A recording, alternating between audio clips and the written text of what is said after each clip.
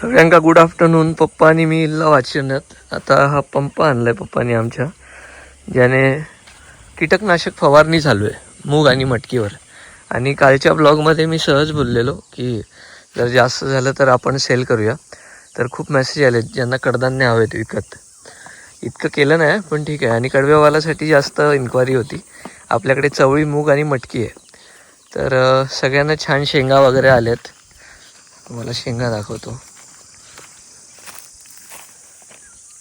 हे बघा मुगाला कसे शेंगा आलेत. त्यानंतर चवळी दाखवतो. ही चवळी आहे आणि हा बघा चवळीला पण कसे शेंगा आलेत. आता तिथे पण चवळी टाकली आहे, तिकडे मूग टाकलं आहे आणि बाजूला ही मटकी आहे.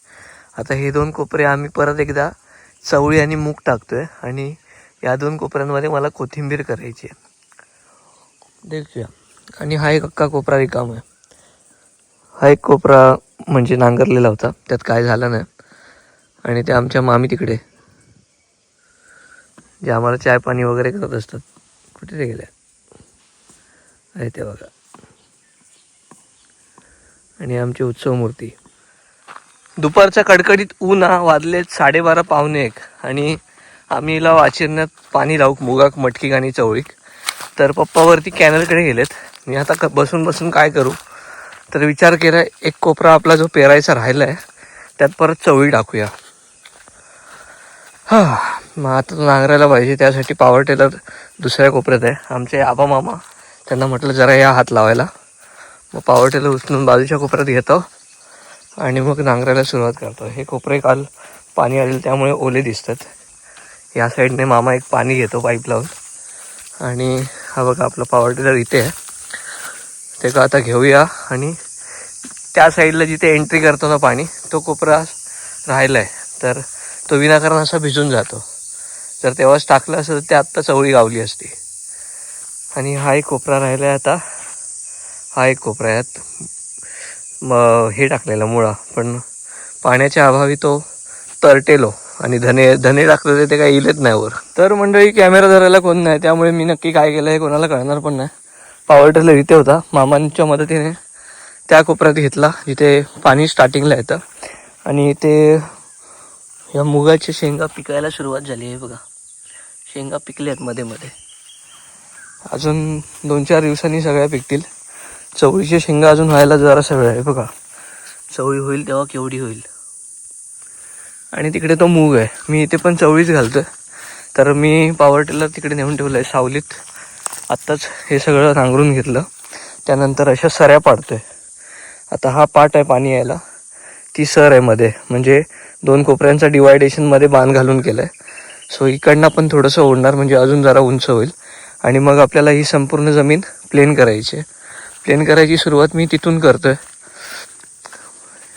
इथे थोडी थोडी सुरुवात केलेली प्लेन करायला आहे बघा. तितक्यात कॉल आला म्हणून तिकडे गेलो, फोन घेऊन आलोय. आणि आता हे प्लेन करून झालं की दाखवतो कसं प्लेन केलंय.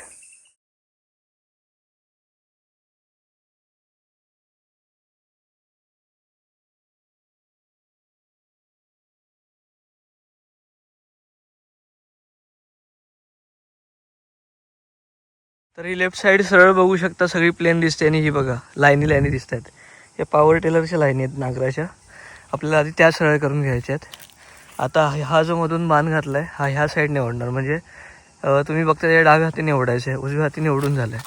आणि मग एक साईड प्लेन करून झाली की ही प्लेन करायची आणि मग लाईनी मारून आपल्याला त्यात चवळी घालायची. तोपर्यंत तर पाणी यायलाच हवं. पप्पावरती गेलेत, ते कधी येतात काय माहिती. ऊन भरपूर आहे. ओके, तर एक साईड आपली प्लेन झालेली आहे. ही दुसरी जरा ब्रेक घेतो आता. तर सगळ्यात आधी हीच कंप्लीट करतो. हिला लाईनी मारून घेतो अशा आणि मग चवळी घालतो. त्याच्या आधी पाणी पितो. कडकडीतच आहे. आता पप्पा आलेत वरून पाणी घेऊन. अजून पाणी काहीला नाही, येत आता. आणि आता पप्पा लाईनी मारत आहेत आणि मी ह्या चवळ्या त्यात घालतोय आणि मग पप्पा लाईनी बुजवत आहेत. आता पावभाग पण नाही झाला अजून, इथपर्यंत जायचं आहे. आणि आमच्याकडे चवळीचं एक छोटंसंच पाकिट आहे पाव किलोचं. सो पाव किलोच्या चवळीत आपण किती किलो चवळी काढू ते नंतर दाखवेन तुम्हाला. हे अशा सऱ्या पाडायच्या आहेत आणि मग त्यात एक एक दाणे चवळीच्या लाईनीत घालायचे आहेत. म्हणजे येताना पण अशी चवळी लाईनीत उभी राहते. ओके मंडळी, चवळी पेरून झाली आणि आता वाप्यात पाणी घेतलं. ही एकच लाईन पेरली आपण, ती दुसरी लाईनीत काय नव्हतं पेरण्यासारखं आणि पाणी मोठं आणलं नाही पप्पांनी. सो आता या चवळीला पाणी जातं. मूग भरून वाहला. आता तिकडे ती मटकी मूग आणि मग ती चवळी लावून झाली की पाणी बंद करायला जायला लागेल.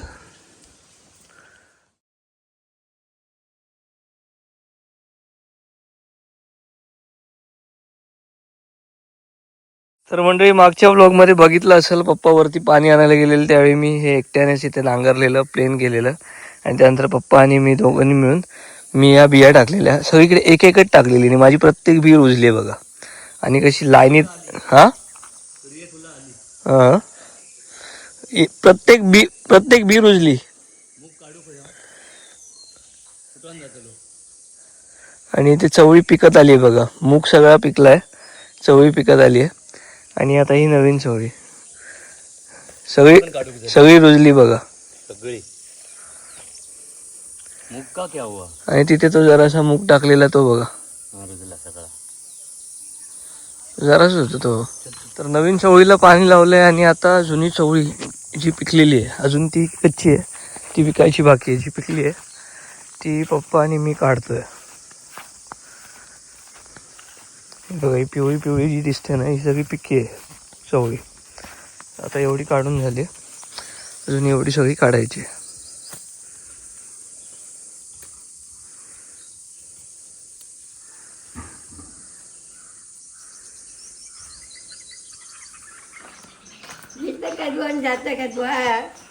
काम आहात हा हा.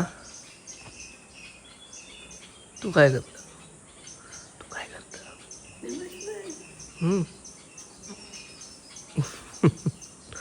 सुनबाई डंकींवर गेली आहे सांगता. तिकडे जा, अजून तिकडे जा. काय व्हायता आई ग, म्हणजे मी कपडे घालायचेच नाही, मी असंच राहायचा.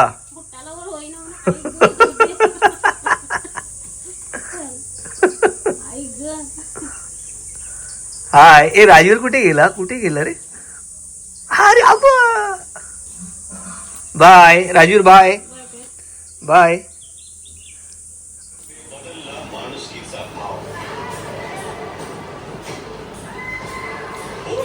सगळे मन लावून टीव्ही बघतात, मन लावून अगदी. ठीक पण सगळ्यांना गुड मॉर्निंग. सकाळचे वाजलेत 8 आणि आता मी निघालोय घरातून कणकवली रेल्वे स्टेशनच्या दिशेने. आज आपले कणकवलीत 2 राऊंड होणार आहेत. हा सकाळचा पहिला राऊंड आहे, त्याचं कारण पण तसं खास आहे. आपला लाडका मित्र मुंबईवरून फायनली गावी पोचतोय, ज्याचं नाव आहे नाग्या आणि ज्याचं येत्या 3-4 दिवसात लग्न आहे. सो खूप छान वाटतंय. नागेश सुद्धा आता लग्न बंद अडकायला जातोय आणि अब उसको पता चलेगा अंड्या शादी के बाद क्यों बदला. कारण बऱ्याचशा गोष्टी बदलतात लग्नानंतर आणि सगळं आयुष्य चेंज होऊन जातं. आता ज्यांचं झालं नाही त्यांना माहीत नाही पडणार, पण ज्यांचं झालंय त्यांनी प्लीज एकदा कमेंट करा की लग्नानंतर खरंच आयुष्य बदलतं नाही बदलतं, यावर तुमचं वैयक्तिक मत काय, म्हणजे जेणेकरून बाकीच्यांका पण समजत मी कितपत बरोबर आहे चुकीचं आहे, आय डोंट नो. आणि ते फोंड्यात आमच्या पुलाची कामं सुरू आहेत. नदीचे दोन्ही पुलं तोडली आहेत आणि आता पर्यायी मार्ग म्हणून बघा असा नदीतनं रस्ता काढला गेलाय. त्यामुळे खूप ट्रॅफिक होतं, मोठ्या मोठ्या गाड्या बिंदास सोडतात, आमच्यासारखे अडकून राहतात. बाईकवाल्यांची तर बिचाऱ्यांची हालच. काल बाईकने आलो, सगळी धूळ नाकातोंडात गेली. नागेशची कोकण कन्या ट्रेन आहे जी 2 तास उशीर झालाय तिला, नाही तर एव्हाना ती कणकवलीत पोचली असती. मी सकाळी 6 वाजल्यापासून उठलोय, वाट बघतो माझ्या भावाची, पण भाऊ लेट झाला. चला आता नाग्याला भेटूया आणि मग पुढचा. मॉर्निंग. अरे ग्लो बन ऐकतच नाही, नुसता चमकतोय. हे काय ट्रेन लेट झाली एवढी? मग आता कसं जायचं म्हणतोयस? तुझा बाकी जेवढं आम्ही तू चालतो. पिकअप करायला गाडी घेऊन रिक्षावाल्याक देऊशेच लागतले वाटतं पैसे. भाई इसका अलग से चार्ज लगेगा. अरे या लगेज लागणार हा. दार लागत नाही. काय आणलं एवढा? आंबे आहेत, फणस आहेत. लय झाडात ना. अरे बदलापूर रोडून एक ही ठीक आहे, पण त्या 2 बॅगा लयच गच्च भरलेस तू. 1 2 3 4 हे बदलापूर रोडून आणलंय ते. म्हणजे या परत नेतलं की हट ठेवतलं? अर्धा ठेवचा.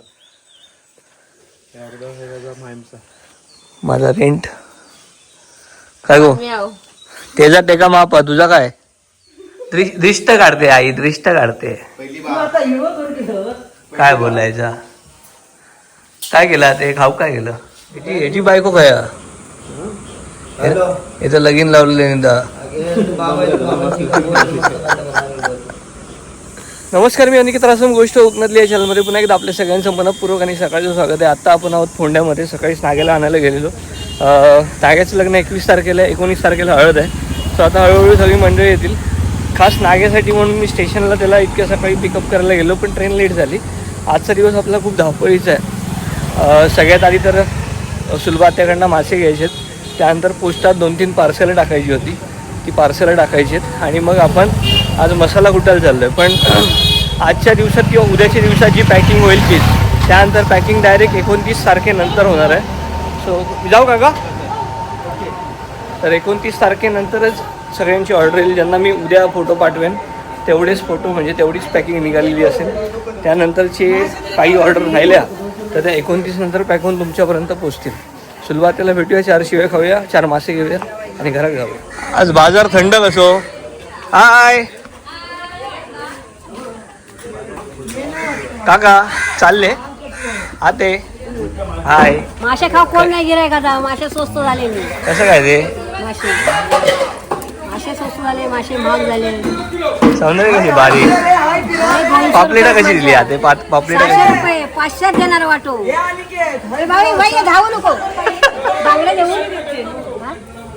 काय पाहिजे? ए छोटू, काय दे? काय दे? हे काय खाते तू? मिसळ? हिव मिसळ खाते काय?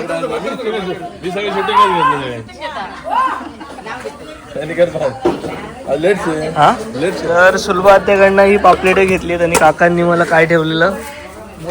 मोरी ठेवली. सो बस झालं आजच्या दिवसासाठी. छोटी आहेत पापलेटे पण छान आहेत, चवीला असतील.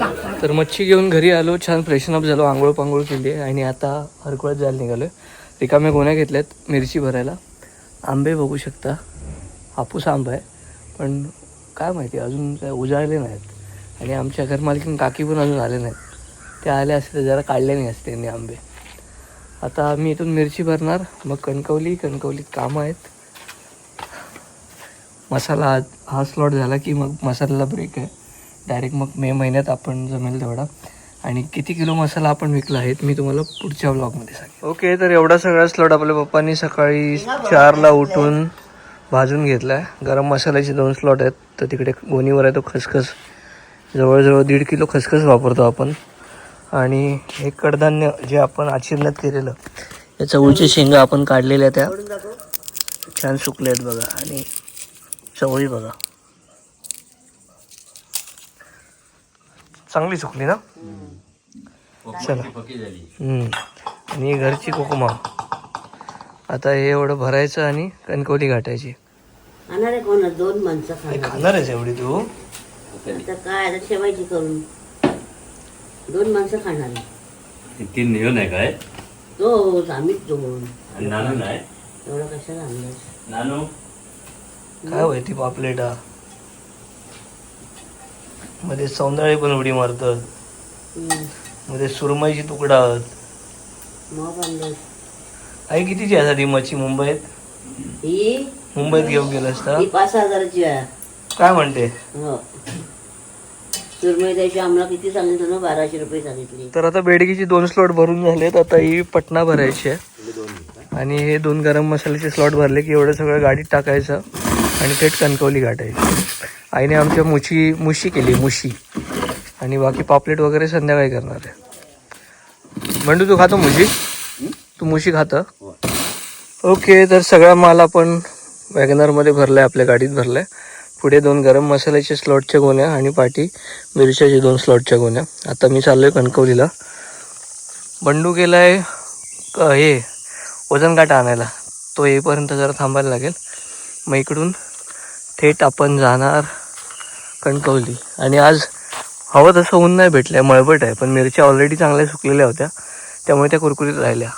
बहुतेक पाऊस पडेल अशी चिन्ह आहेत. ते मंडळी कणकवलीला पोहोचलोय आणि आपला पहिला स्लॉट बाहेर काढून ठेवलाय. त्या काकांचा मसाला लावलाय. तेवढा झाला की मग आपला मसाला लावायला घेऊ आणि दुसरा स्लॉट गाडीतच आहे. 2:30 वाजले, बघूया किती वाजतात आता.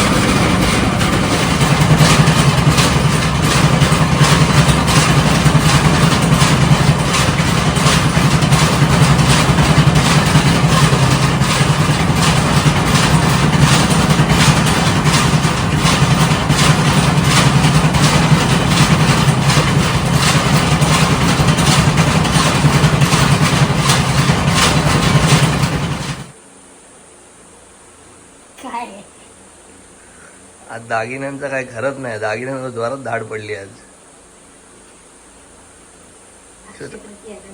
श्वेता काय करणार आहेस आज? काय दागिने बनवते? बघूया तिकडे गेल्यावर. मला काय घेणार आहेस की? अरे मीच तुम्हाला विचारणार होते, तुम्ही मला घेताय ना. चल मी तुला घेतो. नक्की. माझ्याकडनं तुला अर्धा तोळा. मजा कर जा. का रकू माहित ना. ओके मंडळी, काल मसाला कुठून आल्यानंतर संध्याकाळी जरा अंग वगैरे सगळं दुखत होतं. सो आराम केला आणि त्यानंतर आई पप्पा आले, त्यांच्यावर गप्पा मारल्या. आईने छान पापलेटचं तिकलं करून आणलेलं आणि मासे राहिलेले, खूप छान झालेलं. जेवलं पोटभर. सकाळी उठलो तरी पण जरा अनवेलच वाटत होतं, कारण बाहेर ऊन भरपूर आहे आणि असं लोच फील करत होतो. मग जरा परत आराम केला. राजवीर पण झोपलेला, श्वेता तिची कामं करत होती, आमची ताई पण कामं करत होती. मग आम्ही निघालो होतो कणकवलीला. राजवीरला थोडेसे कपडे घ्यायचे आहेत नागेश काकाच्या लग्नासाठी. आणि श्वेता म्हणाली अक्षय तृतीया आहे, काहीतरी बनूया आता. म्हटलं बघ तुझ्यावर आहे, आपण काय घरातलं सगळं व्यवहार वगैरे तीच बघते शक्यतो. मी फक्त आपली कामं करायची, बाहेरचा सगळा माझी जबाबदारी, घरातली सगळी श्वेताची जबाबदारी आहे. सो माझ्याकडे एक कॉईन आहे अर्ध्या तोळ्याचं. कधी केलेलं ते सोनं 1,19,000 असताना घेतलं वाटतं ना. 21 काहीतरी. 1,19,000 किंवा 20,000 होतं तेव्हा गेलेला. आज सोन्याचा भाव 1,56,000 आहे काहीतरी. आणि तिच्याकडे बांगडे आहेत आणि बारीक सारीक काय काय आहे, चेन वगैरे आहे. सो ती म्हणाली की आपण हे सगळं देऊन मला बांगड्या करूया का. म्हटलं कर, तुझी इच्छा आहे ना करायचं आहे कर. आणि तिच्या गळ्यातलं जे मुहूर्त मणीवाला मंगळसूत्र आहे ते पातळ आहे. सो राजूरने ते आत्तापर्यंत 3दा तोडले, मी 3दा जोडून आणले. तिला मी म्हटलं तेच जरा जाड करून घाल. तर बघू कसं काय होतं. जाऊया वामनमध्ये, श्वेता काय करते ते पण बघूया, राजूची शॉपिंग बघूया आणि मग ब्लॉग जेवणासोबत कणकवलीत समाप्त करूया. 2 युग पुरुष एकत्र काय कोंडा उडवणार बिडवणार नाही ना. हा, तुम्ही दोघांनी जिम लावली वाटतं. ओके, तर संध्याकाळचे 6:30 वाजून गेले. तर आम्ही खूप टाइमपास केला.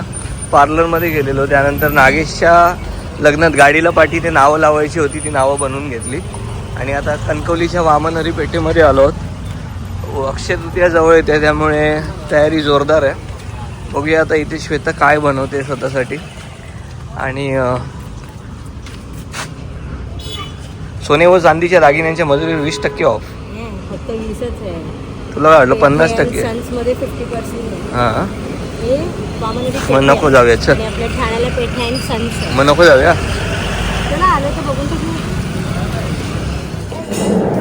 ए कप जरा दाखव श्वेता, काय फायनल केलं. ओके, छान वाटतं. ह्यात मुहूर्तमणी येईल ना. किती ग्रामचं आहे अंदाजे? दाखव. हा 11 ग्रामचा, 11.5 ग्राम. म्हणजे ऑलमोस्ट 1 तोळा. हो, 1 तोळ्याच्या वरती. 11.72. हां, 11च्या वर. ओके, किती स्पेंड करणार आहेस मी विचारलेलं तुला मग अशी. बोनस झाला नाही तुझा अजून. अबं पेंगा मारतोय.